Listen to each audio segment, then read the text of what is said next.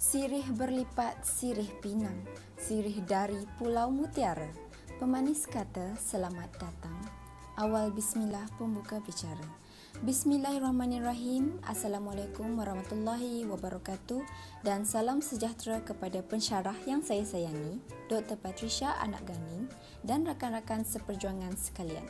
Sebelum saya memulakan ucapan, biarlah saya memperkenalkan diri saya dahulu. Nama saya Alia Husna binti Abdul Nasir dan memegang nombor metrik D2018-208-6065. Pada hari ini, saya akan berucap mengenai diet. Diet? Apa itu diet? Semua orang tahu perkataan diet, tetapi tidak semua orang tahu bagaimana cara untuk diet dengan betul. Kita mempunyai 3 perkara asas, iaitu pemakanan, senaman dan gaya hidup. Yang pertama sekali adalah sebanyak 70% diet dengan cara pengawalan makanan. Yang kedua adalah senaman sebanyak 20%. Ini bermakna pengawalan makanan lebih penting berbanding senaman. Dan yang ketiga adalah gaya hidup, iaitu sebanyak 10%. Tetapi ia tidak bermakna gaya hidup tidak penting berbanding pemakanan dan senaman. Mungkin peratusan 10% itu kelihatan kecil, tetapi gaya hidup amat bermakna kepada anda. Baik, kita pergi kepada pemakanan. Di Malaysia, kita kaya dengan pelbagai jenis makanan, termasuk makanan tradisional antara kaum. Malah 20% rakyat Malaysia itu sendiri mengalami obesiti kerana terlampau mencintai makanan Malaysia. Jadi, sekiranya anda ingin memulakan diet, pertama sekali anda harus kurangkan pengambilan makanan dan snack yang mempunyai kandungan lemak dan kalori yang tinggi. Anda juga hendaklah mengurangkan kandungan gula dalam masakan atau cara pengambilan makanan dan minuman anda. Hal ini kerana gula adalah musuh paling utama kepada seseorang yang ingin mengamalkan gaya hidup sihat. Baik, dalam pemakanan sudah semestinya ia mempengaruhi rutin diet kita dengan cara pengambilan air.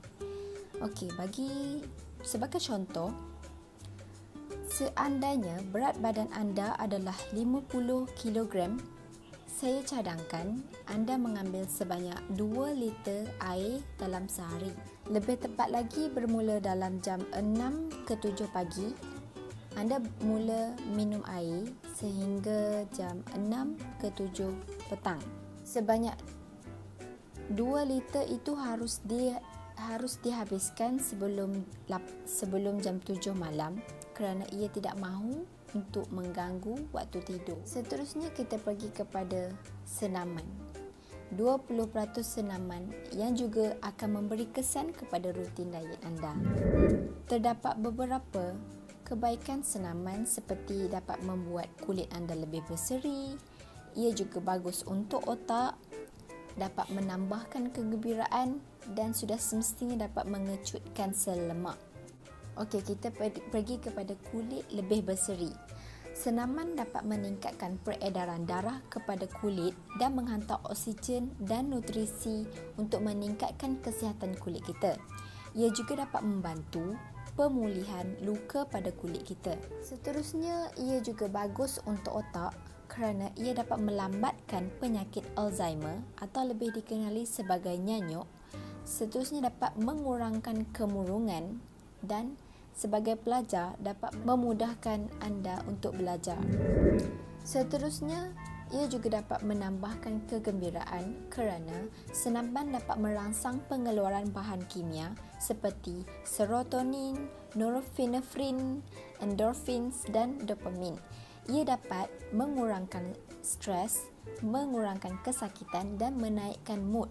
Jadi, untuk mengurangkan sedih, dapat mengawal emosi, senaman dapat membantu anda. Dan akhir sekali, sudah semestinya senaman dapat mengecutkan sel lemak. Badan anda menggunakan karbohidrat dan lemak sebagai sumber utama sebelum ini. Dengan senaman dan aerobik yang konsisten, badan anda akan membakar lemak dengan lebih baik serta dapat menukarkan oksigen kepada sumber tenaga sekaligus dapat memberikan anda kesihatan yang lebih baik. Okey, kita pergi kepada gaya hidup, iaitu sebanyak 10%. Gaya hidup betul-betul mempengaruhi anda dalam menjalani hari-hari diet secara menyeluruh. Jadi, anda harus mengambil serius tentang gaya hidup anda supaya ia lebih berkesan. Kenapa saya cakap ia menyeluruh? Gaya hidup sihat adalah berbentuk pemakanan yang seimbang, senaman yang konsisten, dapat mengawal emosi dan yang akhir sekali adalah kebersihan diri. Ia terbukti gaya hidup anda mempengaruhi rutin diet anda secara menyeluruh. Kesimpulannya, mengamalkan gaya hidup sihat adalah kunci utama walaupun ia hanyalah angka yang kecil, kerana apabila mempunyai gaya hidup yang sihat, pasti akan menjadikan anda seorang yang sihat dan sentiasa positif. Saya yakin anda pasti boleh. Sekian, terima kasih.